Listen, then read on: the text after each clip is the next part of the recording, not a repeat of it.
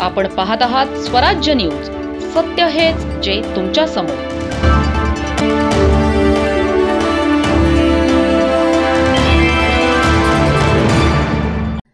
समृद्धी महामार्गाच्या निकृष्ट कामावरून माजी आमदार अनिल गोटे यांचा मुख्यमंत्री फडणवीसांवर निशाणा। समृद्धी महामार्गाचे काम निकृष्ट दर्जाचे झाल्याचे उघड झाल्यानंतर धुळे शहराचे माजी आमदार तसेच शिवसेना ठाकरे गटाचे ज्येष्ठ नेते अनिल गोटे यांनी मुख्यमंत्री देवेंद्र फडणवीस यांच्यावर जोरदार टीका केली आहे। गोटे म्हणाले की मुख्यमंत्री देवेंद्र फडणवीस यांनी आपले संबंध टिकवण्यासाठी मोपलवार यांच्यासारख्या अधिकाऱ्याची जाणीवपूर्वक नियुक्ती केली। कोट्यवधी रुपये खर्च करून बांधण्यात आलेला समृद्धी महामार्ग पावसाळ्यात अक्षरशः ढासळल्याचं चित्र आहे। याला जबाबदार कोण? 56,000 कोटी रुपये खर्च करून तयार झालेल्या या महामार्गावर अवघ्या 2 फुटांपर्यंत पाणी साचत असेल तर या कामाचा दर्जा किती हलक्या स्वरूपाचा होता हे स्पष्ट होतंय, असा आरोप गोटे यांनी केला। महामार्गावरील बहुतांश ठिकाणी सिमेंटची खडी निघून गेली आहे। अनेक पूल कोसळले आहेत। यामागे मोपलवार यांचे अनेक ठिकाणी भागीदार असल्याचा संशय असून त्यामुळेच त्यांची नियुक्ती करण्यात आली, असेही गोटे म्हणालेत। गोटे यांनी असा गंभीर आरोप केला की महाविकास आघाडी आणि महायुती या दोन्ही सरकारांनी मिळून मोपलवार यांना जवळपास 7 वेळा मुदतवाढ दिली। ज्या त्या ठिकाणी मोपलवार गेले तिथे मोठ्या प्रमाणात भ्रष्टाचार झाला। या संदर्भात मी पंतप्रधान कार्यालयाशी संपर्क साधून तक्रार केली। त्यानंतर पंतप्रधान कार्यालयाने याची दखल घेतली। मात्र राज्याचे मुख्य सचिव याबाबत कोणताही अहवाल सादर करत नाहीत। यावरूनच राज्य सरकार त्यांना पाठीशी घालत आहे, असा घणाघाती आरोप अनिल गोटे यांनी केला। समृद्धी मार्ग हा महाप्रवाह झालेला आहे। याला कोण जबाबदार आहे? ते याला मुख्यमंत्री स्वतः जबाबदार आहे। पण मुख्यमंत्र्यांचे बंधू स्वतः हे तिथल्या अनेक जमिनींच्या व्यवहारामध्ये सुप्त पार्टनर होते, स्लीपिंग पार्टनर, आणि त्यामुळे त्यांचा नाईलाज झाला किंवा अजून काही कारण असते।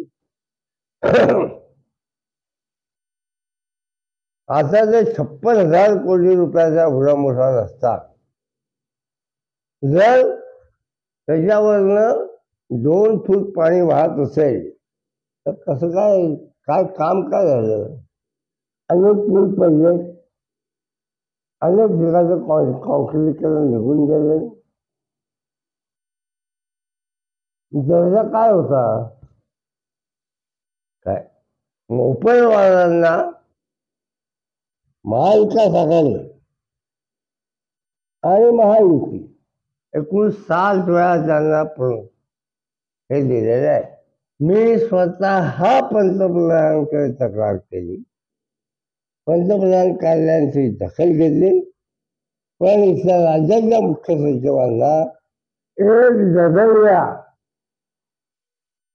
केंद्र सरकारकडून विचारणा होऊनही त्यांनी मोपलवार प्रकरणाचं काय झालं याचा अहवाल सुद्धा पाठवलेला नाही। पंतप्रधान कार्यालयाला फाटावर मारण्याचं धाडस मुख्य सचिवांचं होतं कसं? माझ्याकडे मोपलवारांची पत्नी, मोपलवारांची मुलगी आणि मोपलवारांचा मानसपुत्र सतीश मांगले यांची प्रतिज्ञापत्र आहे, आणि त्या प्रतिज्ञापत्रामध्ये मोपलवारांची मोडस ऑपरेंडी काय होती, गुन्हा करण्याची, हे सगळं विस्तृत दिलेलं आहे। जर त्याच वेळेला मुख्यमंत्र्यांनी या प्रश्नाकडे लक्ष दिलं असतं आणि खरंच आपण भ्रष्टाचार रहित काम करतो आहोत ते सिद्ध करून दिलं असतं तर आज महाराष्ट्राचे जे काय 12-15 हजार कोटी रुपये पाण्यात गेले ते गेले। जयश्री अहिरराव यांची भाजप राज्य परिषदेवर नियुक्ती। भाजप महिला मोर्चाच्या प्रदेश उपाध्यक्षा सौ जयश्री कमलाकर अहिरराव यांची भारतीय जनता पार्टी महाराष्ट्र प्रदेशच्या राज्य परिषदेवर सदस्य म्हणून नियुक्ती करण्यात आली आहे। ही नियुक्ती भाजपचे जिल्हा अध्यक्ष गजेंद्र अंपळकर व आमदार अनुप अग्रवाल यांच्या शिफारशीनुसार प्रदेश अध्यक्ष रवींद्र चव्हाण यांनी जाहीर केली। अहिरराव यांना यापूर्वीही पक्षाने प्रदेश कार्यकारिणी सदस्य आणि महिला मोर्चाच्या उपाध्यक्षा अशा जबाबदाऱ्या 3 वेळा दिल्या होत्या।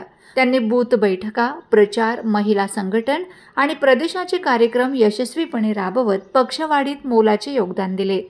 नुकत्याच कराड येथे आणीबाणीची 50 वर्ष या विषयावर भरविण्यात आलेल्या मॉक पार्लमेंटमध्ये त्यांनी लोकसभा अध्यक्ष ओम बिर्ला यांची भूमिका वठवत महाराष्ट्रभर कौतुक मिळवले। त्यांच्या या निवडीबद्दल माननीय गिरीश महाजन, जयकुमार रावल, विजय चौधरी, स्मिता वाघ, अमरीश पटेल आदींसह भाजपच्या विविध नेत्यांनी त्यांचे अभिनंदन केले आहे।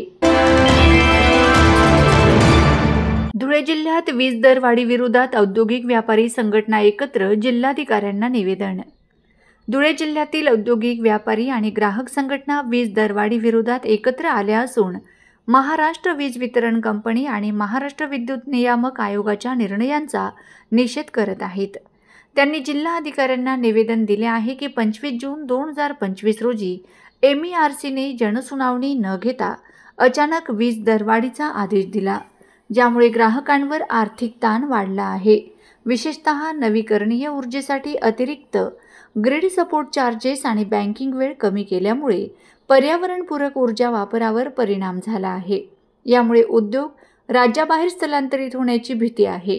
या उलट महाराष्ट्र सरकारने जुलै 2025 पासून वीज दरात टप्प्याटप्प्याने कपात करण्याचा निर्णय घेतला असून पहिल्या वर्षी 10% आणि पुढील 5 वर्षात 26% पर्यंत कपात होणार आहे, ज्यामुळे घरगुती, औद्योगिक आणि व्यापारी ग्राहकांना मोठा दिलासा मिळणार आहे। रिलायन्ससह अनेक उद्योग या निर्णयाचा फायदा घेतील, पण दरवाढीमुळे काही ग्राहकांवर ताण असल्याचेही दिसून येते।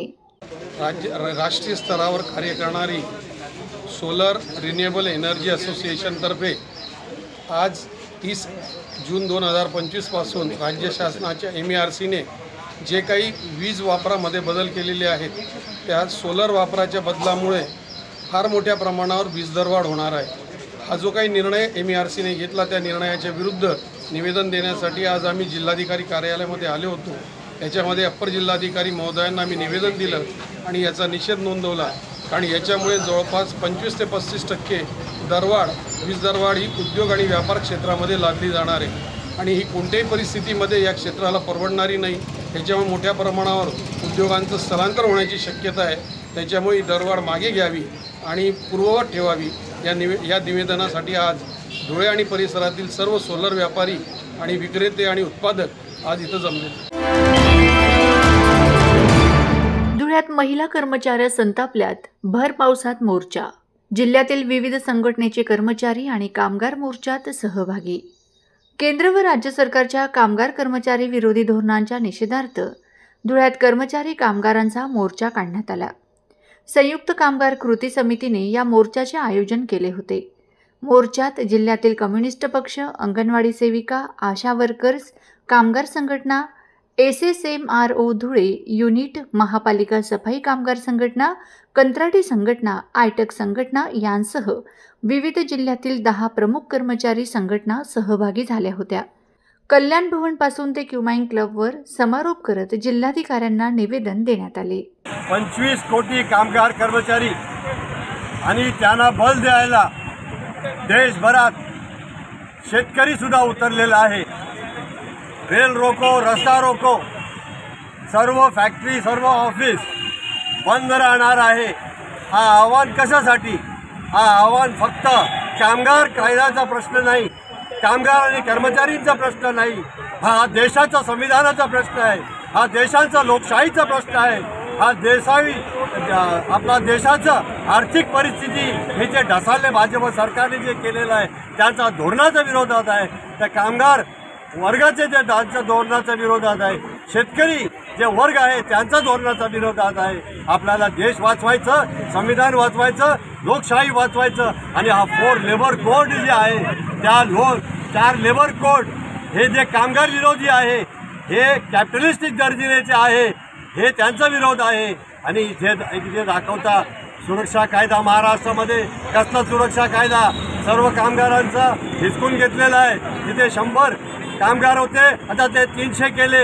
आजच्या टेक्नॉलॉजीमध्ये कुठे 100 कामगार असतं, म्हणजे कामगार कायदा लागू होणार नाही आणि प्रॉव्हिडंट फंड, ग्रॅच्युइटी, ESIC हे लागू होणार नाही, परमनंट कामगार होणार नाही।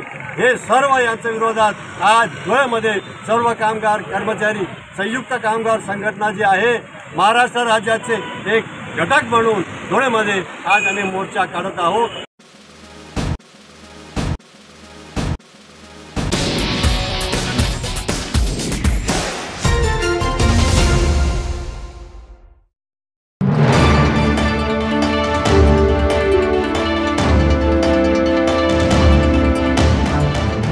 आपण पाहत आहात स्वराज्य न्यूज, सत्य हेच जे तुमच्या समोर।